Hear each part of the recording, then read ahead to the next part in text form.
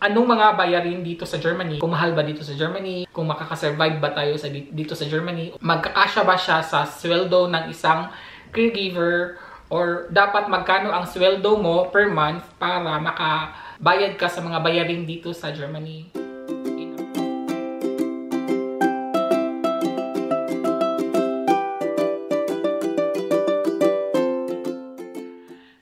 And guys, anong petsa na? Yung vlog natin kahapon is hindi ko natuloy. And then today is Friday already anyways. And it's already kaka 2 PM lang. Is it okay that I'm talking so loud? Dito kasi si partner tapos baka naiingayan siya sa akin. Maybe it's too noisy for you or what? No. Okay, good. If it's too noisy, I will go outside. Okay, good. Hindi nga ako nagluto at saka today di ako nagluto kasi yung ulam ko kahapon is yung paksiw natin. Nagluto pala ako the other days ng guys, yung ribs na sinabawan, tapos maraming tamatis. So yun, hanggang ngayon kinain ko siya kaninang lunch. So yun, walang luto at saka hindi din ako magluluto kasi meron pa kaming mga tira-tirang pagkain, tapos kailangan namin yung kainin. Actually yesterday I didn't feel well, pero ngayon medyo okay na ako kasi nakaligo na. Maaga akong gumising, hindi maaga, 11 AM, tapos naligo ako and sabi ko I need to take a shower early para medyo mahimasmasan. Normally kasi may sipon ako actually, tapos siya hapon na or gabi, ganun. So guys, dahil wala akong ganap, mag-a-answer lang tayo ng mga comments ng ating subscribers. So, hindi naman masyado marami. I think 2 questions lang to. From Ma'am Evelyn Santarosa, nagtatanong kung yearly ba ako nagbabakasyon sa Pinas. Oo po, yearly po ako nagbabakasyon sa Pinas. Pero this year po, 2024, hindi po ako uuwi ng Pinas. Dito lang po ako sa Germany. Ngayon lang po tayong 2024 na mapapalya na hindi tayo makaka-uwi ng Pinas dahil kulang sa budget. Yun. Shout out kay Anjanel Bagasbas. Si Ma'am, si Mimi Benavides, nung nag-bake ako ng brownies. Yes po, kumain po si partner at nasarapan po siya. From Rena Tuwazon, magmumukbang tayo ng mga snacks. Mahirap ang mga snacks dito guys from Filipino snacks. Mahirap siyang hanapin dito. Either Germany snacks. What are the Germany snacks? What I've known is only cakes and coffee in the afternoon, right? I mean chips. Etwas zum Knabbern. Yeah, something to eat. To eat. In the middle of the day or something. In the evening or the middle of the day. So mga chips lang siya guys. Sige, titingnan natin. Normally naman yung mga Lays, mga ganun lang siya. Pero meron silang ibang dito mga one day when I go to supermarket, titingnan ko kung anong mga chips nila. Tapos imumukbang natin. May mga chips sila dito na hindi ko pa na-try kasi parang feel ko hindi siya masarap. Soon gagawin natin yan. Rina Tuazon, thank you po. Was ist Depresina? Das ist ein Sausage oder keine Ahnung. Debreziner. Oh ja, Debreziner. Aber nicht dieser Buchstabe. No. B, not B. Yeah. Okay. It's a sausage. A sausage? Hindi ko pa ito na-try. And how is it taste? Have you tried it? No. Not yet? I don't know. Nag-comment si JJ, try Debrezina, eat it with bread. Hindi pa namin ito na-try at hindi pa din ito na-try ni partner. Is it German? No. From where? Southeast Europe. Okay. Balkan. Balkan. Balkan. Yeah. So, not in Germany? No. Okay. So, hindi pa namin po yun na-try. Tingnan po natin. But can you buy it in here? Yeah. From Jaycan, may comment siya na pwede ba ako mag-vlog something about sa Germany or maganda bang manirahan dyan sa Germany? Is Germany good for living? Is it good to live here? Is it good to live in Germany? Yes and no. Yes and no. Yes, it's good because it's a democracy and they care for poor people. Yeah. But also here there is anti-Semitism. Yeah, against Jews, against foreigners. Yeah. Something like discriminations. Yeah. Yes. Meron ding mga discriminations dito. Lang talaga siya, patigasan ng loob. You have to be strong. Discriminations in mga immigrants. There are Germans that don't like immigrants. Meron especially the people who are not educated well.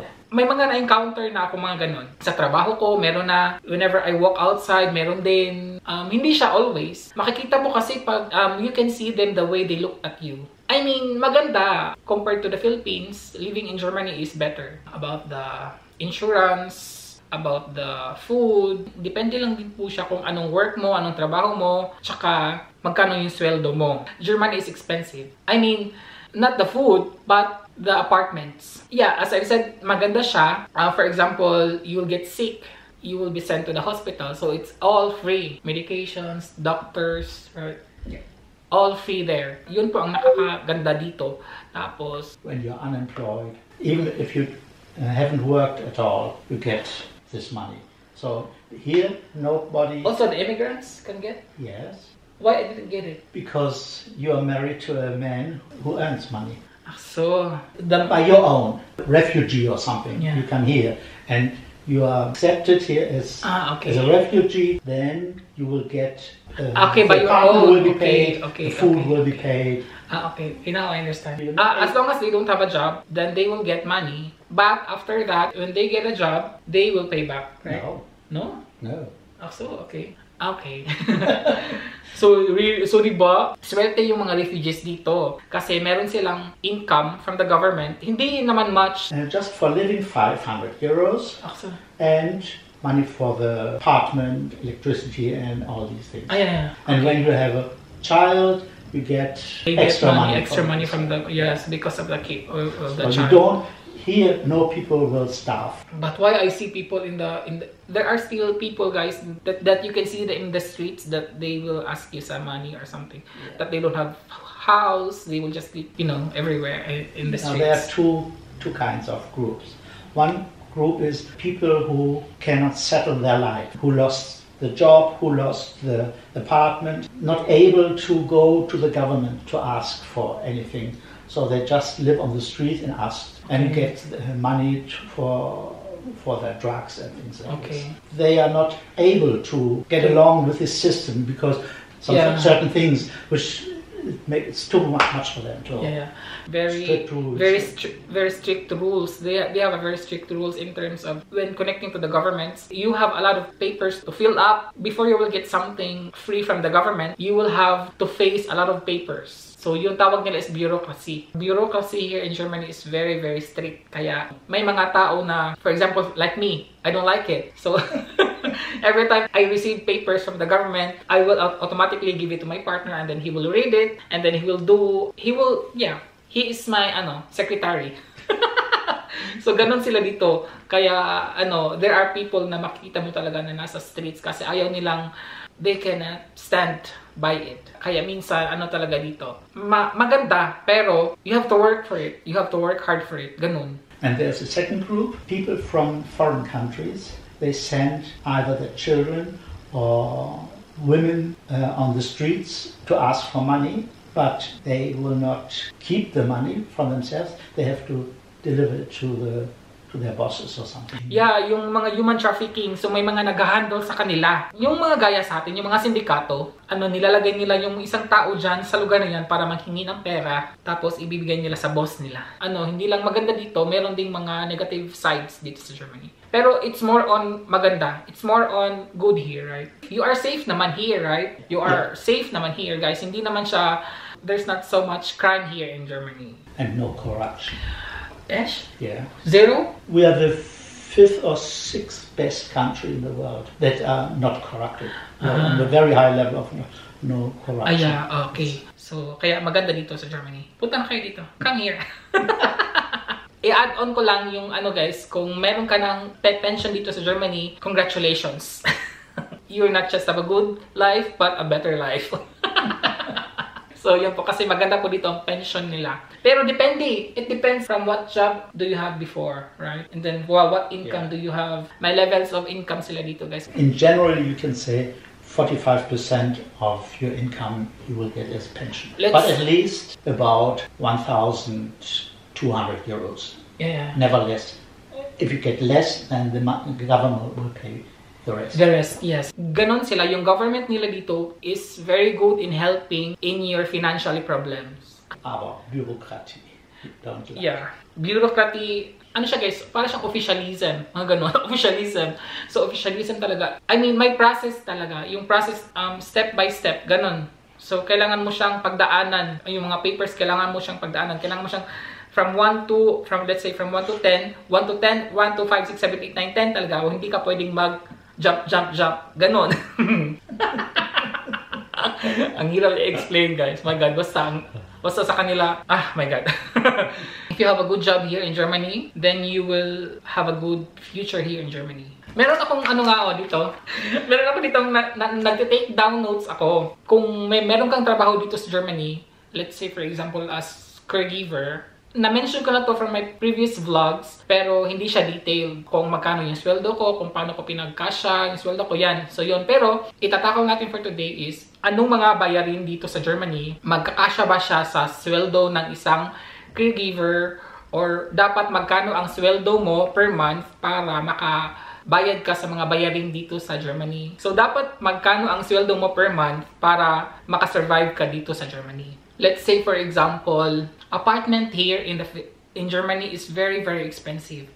Itong apartment namin, good thing because partner bought it, so we don't have to pay monthly. But for example, it depends din kung saan siya nakalocate. Let's say lang sa amin is malapit kasi kami sa sa city, so medyo mahal siya. This is like 75 square meters. So, 3 room siya, guys. 2 bedroom, tapos isang, living room. Tapos may kitchen na nakaseparate, tsaka toilet na nakaseparate. So, let's say, for example, sa amin, na-mention ko na to last time, kung inuupahan to sa amin, this is 75 square meters, tapos malapit siya sa city, malapit sa mga transportations na, public transportations, mas mahal. It would cost you like, monthly, 1,500 euros. Ano lang yun, guys, ha? Apartment lang yun, 1,500 euros. So, apartment lang yun siya. May makikita kang mga mura-mura. Let's say, for example, si Kitcha, yung binisita ko na yung katrabaho ko, yung apartment niya, medyo malayo siya sa city. Tapos, mura yun. I mean, I think she has like 60 square meters. Isang bedroom, may living room, tapos nakaseparate yung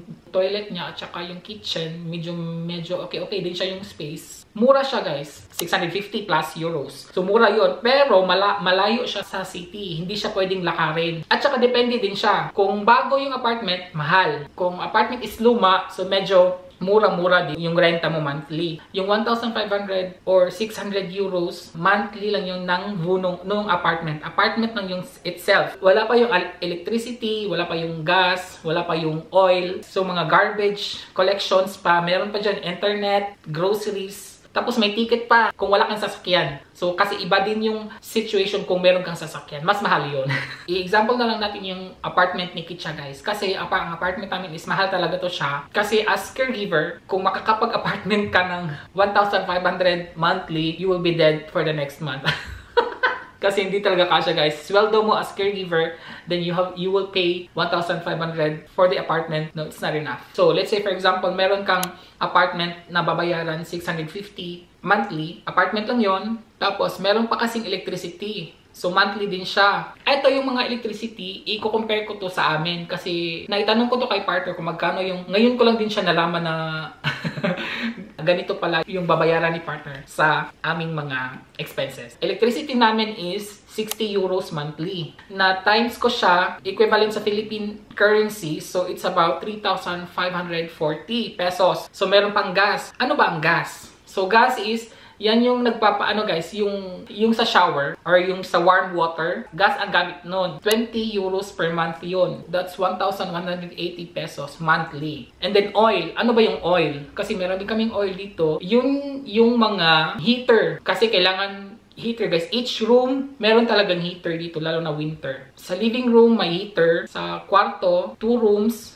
meron ding heater. Sa kitchen, merong heater. At sa toilet, guys, meron din siyang heater. Each room talaga is dapat talagang mayroong heater. So, monthly nun, very expensive, guys. 300 euros. Monthly lang yun, ha? Monthly. 300 euros. Diba? Ang mahal ng heater dito. Equivalent yun sa peso is 17,700 pesos. Heater lang yan, guys. Alone. Sa garbage. Mga garbage collector dito. So, nagbabayad din kami nun monthly, guys. 50 euros monthly din siya. Into peso, 2,950. Tapos, of course, sa apartment, kailangan mo ng TV.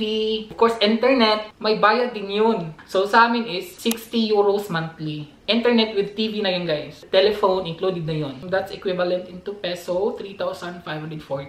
And, sa ticket, lalo na kung wala kang sasakyan, tapos pupunta ka ng work, hindi naman pwede. Lalo na malayo yung workplace mo sa bahay mo. So, kailangan mo ng ticket. Buti na lang in Germany, last year lang nila to na bago, na meron na silang ticket dito for 1 month na 49 euros. So, etong 49 euros guys, you can use any public transportation within the boundary of let's say for example, Hessen. Ang Hessen is, there's a lot of cities. Pwede mo gamitin yung ticket na yon for 49. So, bago lang siya yon kasi mahal before. Before, monthly is almost 100 euros siya, guys. Maraming nagreklamo kasi mahal yung ticket, tapos mura lang yung sweldo. So, nire-reduce nila. So, ginawa nilang 49 euros ticket nila dito. And equivalent nun per month in peso is 2,891. Before these 100 euros, this was only for one city. Yeah, before guys, grabe, mahal. Tapos sa isang city mo lang siya magagamit. So, hindi ka pwedeng makaano. And there was a purpose why they did this. Yeah. To that people don't use their cars so often.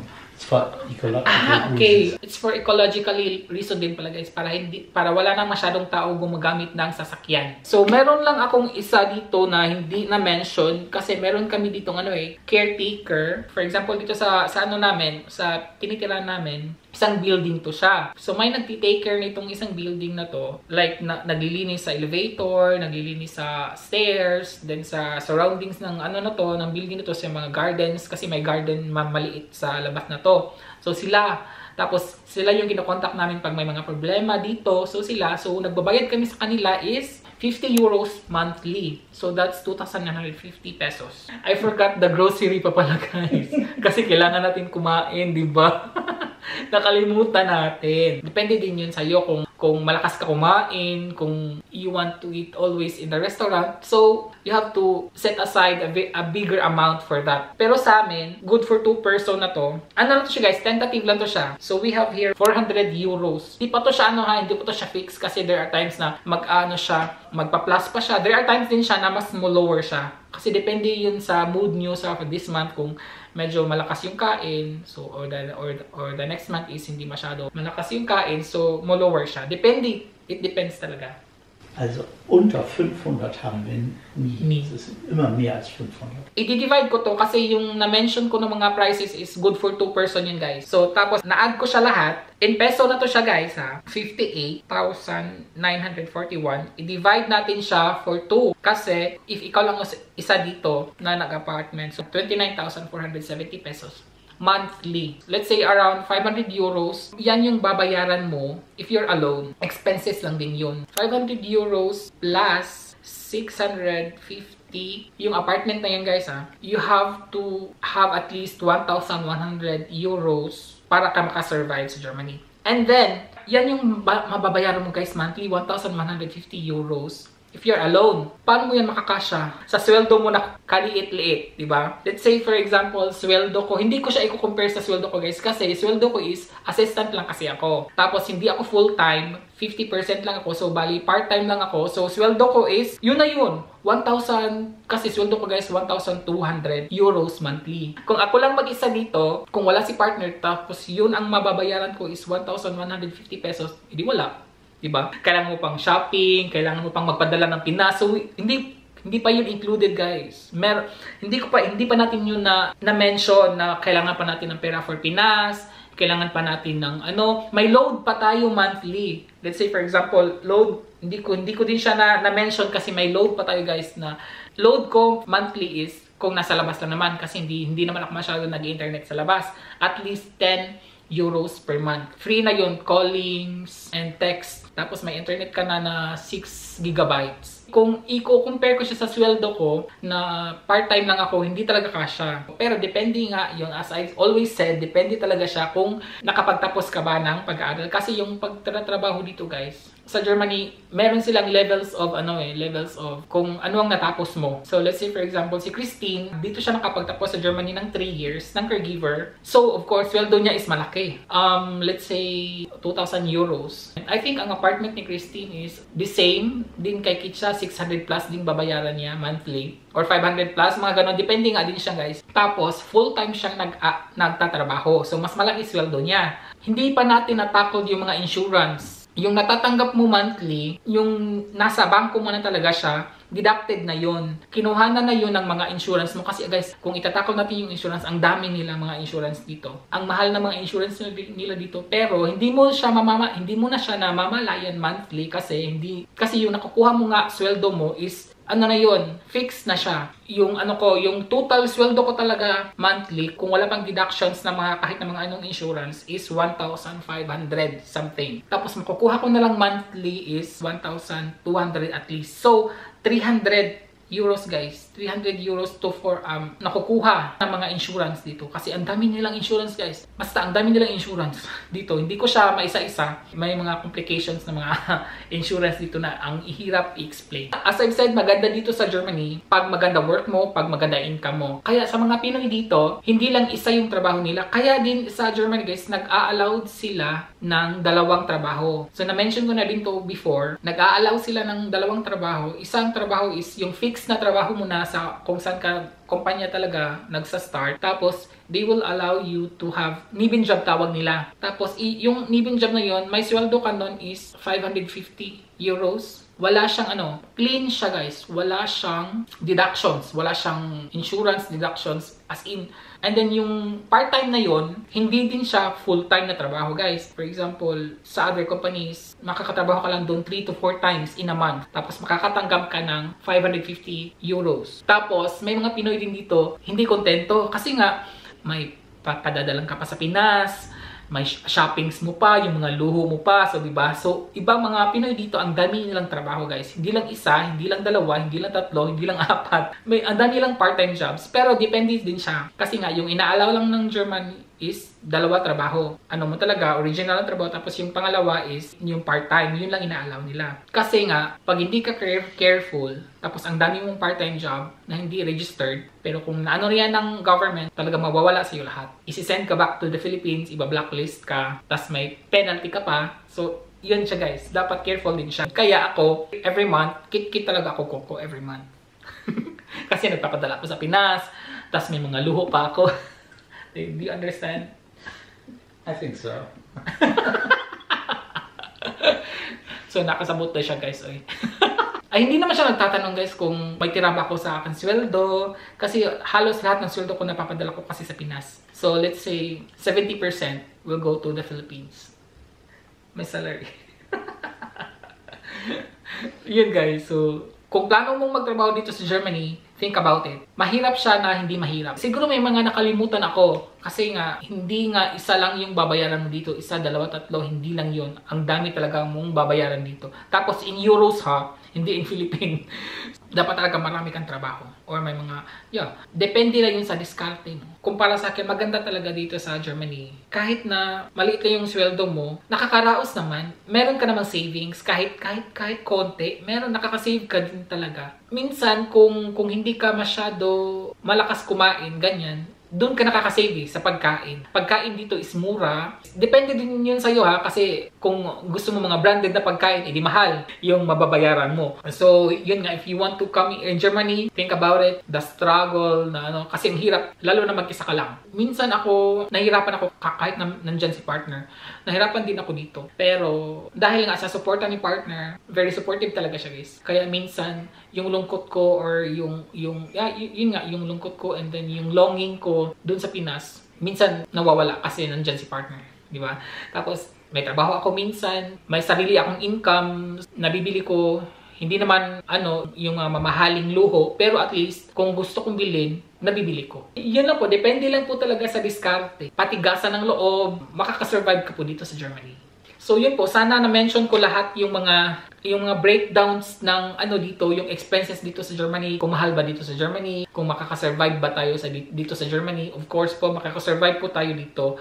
Nagagawa naman yan ng paraan. Yun po ang ating laman ng vlog for today. Sana po ay sa dami kong na-mention, sa dami kong nasabi, may natutunan kayo. Ayun guys, and thank you po for watching. Thank you po sa panonood. Thank you po sa pakikinig. Again, sa mga new subscribers natin, thank you po and welcome in RCBL's channel. Sana po kayo ay na-enjoy at magsistay po sa ating channels and magwa-watch every time meron tayong new uploads. Maraming salamat po again. And if you like this video, please don't forget to click the like button at Sa mga hindi pa nakasubscribe, thank you guys. Please subscribe na po kayo and just click the subscribe button. At kung gusto nyo ma-notified every time meron tayong new uploads, just click the bell buttons po. Thank you po again and until in my next vlog everybody, ingat! Cheers!